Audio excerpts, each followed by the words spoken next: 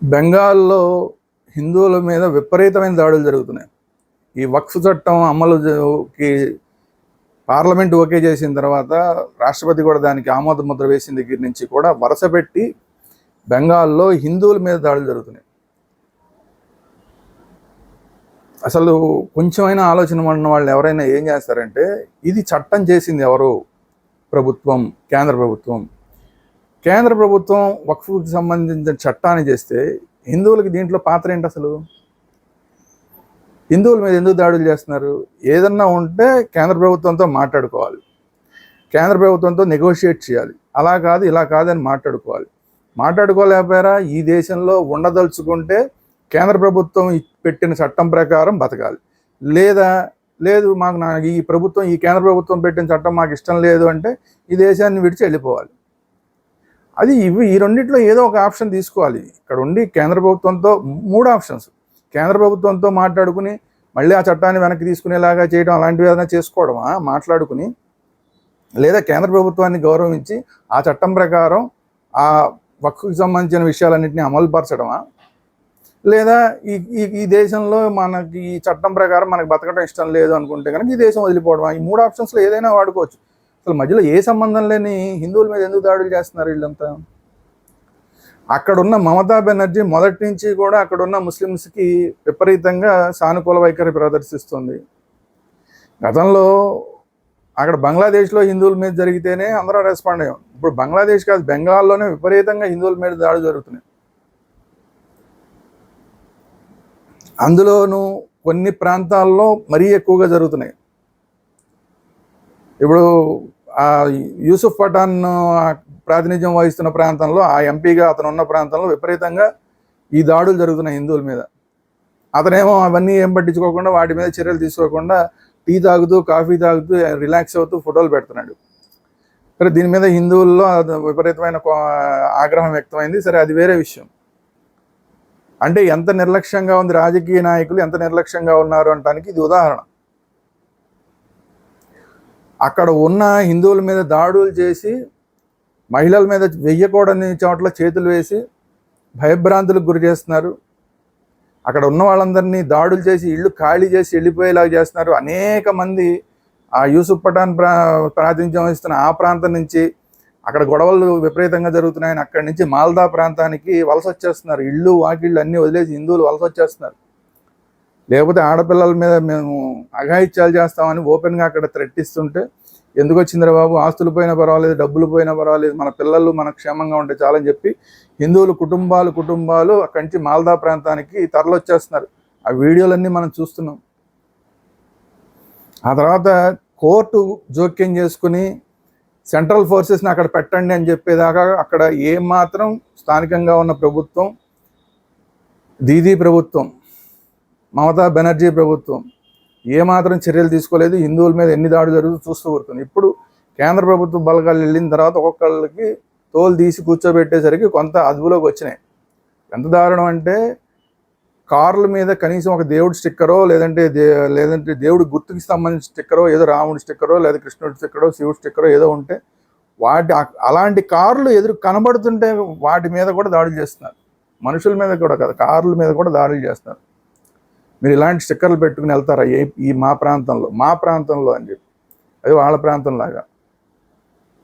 అంటే ఎంత స్థాయికి ఈ మత సంబంధమైన ఒక తీవ్రవాద ఉద్యమం మొదలైపోయింది అక్కడ అంటే, అలా భయంకరమైన పరిస్థితులు.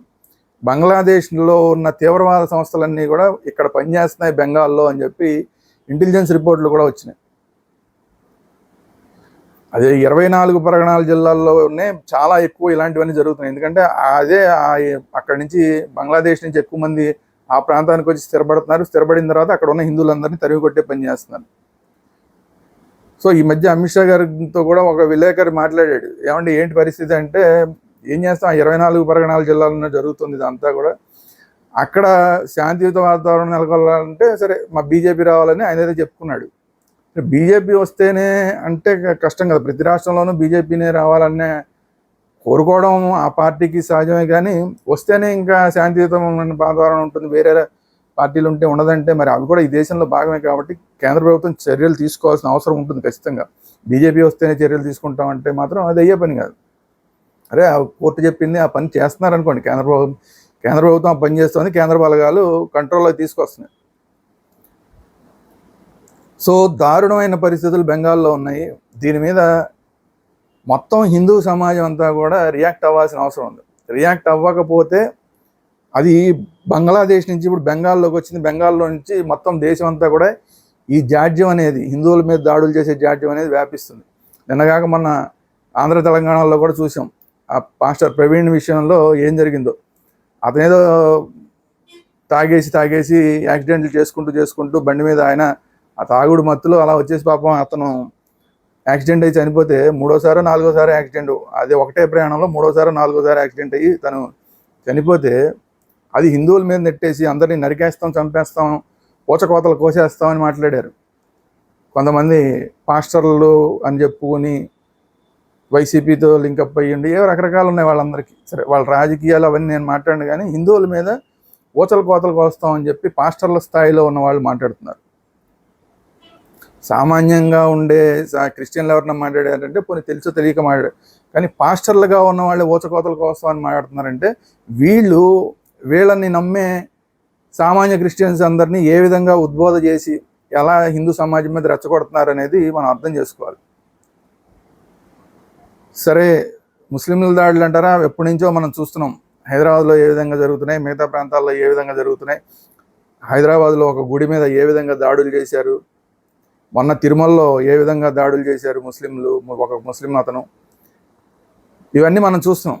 అంటే ఎక్కడెక్కడ హిందూ సమాజం మీద దాడులు చేయడం అనేది ఇది మా హక్కు అన్నట్లాగా తయారైపోతుంది. సో దీని మీద ఇమ్మీడియట్గా హిందువులందరూ కూడా చాలా జాగ్రత్త పడకపోతే, హిందువులందరూ కూడా ఒకటి కాకపోతే మాత్రం చాలా పెద్ద ప్రమాదం. ఇప్పుడు బెంగాల్లో ఎంతైతే ప్రమాదం ఉందో అంతే ప్రమాదం తెలుగు రాష్ట్రాల్లో కూడా ఉన్నది.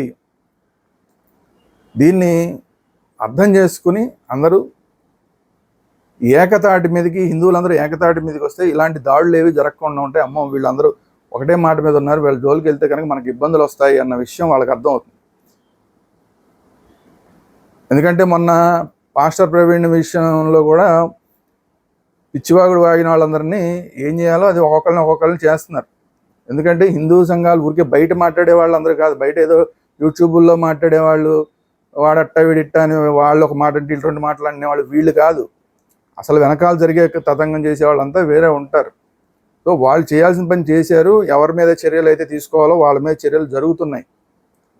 సో అందువల్ల హిందువులందరూ యునైటెడ్గా ఉంటే ఈ భయం అనేది ఇంకొంచెం వాళ్ళల్లో పెంచడానికి అవకాశం ఉంటుంది. వాళ్ళు ఎప్పుడైతే అమ్మో వీళ్ళ జోలికి వస్తే మనకి మంచిది కాదురా బాబు, మనం వీళ్ళ మీద దాడులు చేస్తే కనుక మనం చట్ట ప్రకారం చాలా పెద్ద చర్యలను ఎదుర్కోవాల్సి వస్తుందన్న భయం వాళ్ళు కల్పించాల్సిన అవసరం ఉంది. ఎవరైతే హిందువుల మీద దాడులు చేసేదానికి ప్రయత్నం చేస్తున్నారో వాళ్ళకి సామాన్య క్రిస్టియన్లు, సామాన్య ముస్లింలు చాలా మంచి వాళ్ళుగా ఉంటారు, వాళ్ళు ఎవరికి ఏ ఇబ్బంది కలిగించరు. కానీ కొంతమంది ఉంటారు, ఆ కొంతమందిని నిర్లక్ష్యం చేస్తే అది జాడ్యంలాగా అందరికీ పెరిగిపోయే అవకాశం ఉంటుంది. సో అందువల్ల హిందూ సమాజం ముఖ్యంగా యునైటెడ్ అయ్యి తన మీద జరుగుతున్న దాడుల్ని ఎదుర్కోవడానికి సిద్ధంగా ఉండాలి, యునైటెడ్గా ఉండాలి. ముఖ్యంగా యునైటెడ్గా ఉండాలి. ఏదో అక్కడేదో బెంగాల్లో జరుగుతుంది, బంగ్లాదేశ్లో జరుగుతుంది, మనకెందుకు సంబంధం లే అని అందరూ ఊరుకున్నారు. పవన్ కళ్యాణ్ గారు బంగ్లాదేశ్లో జరుగుతున్న వాటి మీద మాట్లాడితే ఆయనకేం పని పాటలేదు అన్నారు. ఇప్పుడు అది బెంగాల్లోకి వచ్చింది. ఇప్పుడు రావడం ముందు నుంచి ఉంది, నాలాంటి వాళ్ళం ముందు నుంచే మాట్లాడుతున్నాం, ఇప్పటి నుంచో బెంగాల్లో జరుగుతున్నాయి. ఇప్పుడు అది బెంగాల్లో ఇంకా విపరీతం అయిపోయింది. ఈ వక్ఫ్ బోర్డు ఇష్యూ వచ్చిన తర్వాత ఇంకా అది విపరీతంగా జరిగిపోతుంది ఆ దాడులు. ఇప్పటికి కూడా అందరూ మాట్లాడలేదు అనుకోండి, ఇప్పటికి కూడా అందరూ యునైటెడ్గా లేవనుకోండి, అది బెంగాల్ నుంచి నెమ్మదిగా పాక్కుంటూ రావడానికి పెద్ద టైం ఏం పట్టదు. ఎందుకంటే మనం చూసాం హైదరాబాద్లో పావు గంట పోలీసులు పక్క తప్పుకుంటే మేము ఇచ్చేస్తాం హిందువులు అన్న వాళ్ళని మనం హైదరాబాద్లో చూసాం. సో అందువల్ల థ్రెట్ అనేది 24 hours హిందూ సమాజం చుట్టూతా తిరుగుతోంది. దీన్ని ఎదుర్కోవడానికి అందరూ యునైటెడ్గా ఉండటం ఒకటే మార్గం. హిందువులు ఎవరి మీద ఎప్పుడూ దాడులు చేయరు, హిందువులు ఎప్పుడు ఎవరి మీద కూడా పిచ్చి మాటలు మాట్లాడరు. కానీ సెల్ఫ్ డిఫెన్స్ అనేది చేసుకోవడానికి మాత్రం సిద్ధంగా లేకపోతే మాత్రం దెబ్బతినిపోతుంది, హిందూ సమాజం మొత్తం దెబ్బతినిపోతుంది. అది చరిత్ర ఎన్నోసార్లు నిరూపించింది. వేరే వేరే దేశాలన్నీ, ఎన్నో దేశాలు ఇస్లామిక్ దాడులకు గురై కొన్ని దేశాలు ఇస్లాం కంట్రీస్గా మారిపోయి, అలాగే క్రిస్టియానిటీకి సంబంధించిన దేశాలుగా కొన్ని దేశాలు మారిపోయి, అలా రకరకాలుగా మారిపోయినాయి. అలాగా భారతదేశాన్ని మారుద్దామని కొన్ని శక్తులు ప్రయత్నం చేస్తున్నాయి. అలాంటి శక్తుల్ని మనం ఎదుర్కోవడానికి హిందువులు మొత్తం కూడా సిద్ధంగా ఉండాలి. వేరే వేరే వాళ్ళకైతే వేరే వేరే చోట్ల ఇంకా దేశాలు ఉన్నాయి. క్రిస్టియన్స్కి ఒక దేశం కాదు ఇంకో దేశం బోల్డ్ దేశాలు ఉన్నాయి. ముస్లింలకు ఒక దేశం కాదు ఇంకో దేశం బోల్డ్ దేశాలు ఉన్నాయి. భారతీయులకి ప్రధానంగా ఉన్న అతిపెద్ద దేశం ఈ దేశం మాత్రమే. ఇక్కడి నుంచి పోవాలంటే ఇంకెక్కడికి పోవడానికి అవకాశం లేదు. అందువల్ల ఇక్కడే మనం ఉండాలి, ఇక్కడే మనం యునైటెడ్గా ఉండాలి. మనమందరం యునైటెడ్గా ఉన్న విషయాన్ని ప్రపంచానికి తెలియజేయాలి. జాగో హిందూ జాగో.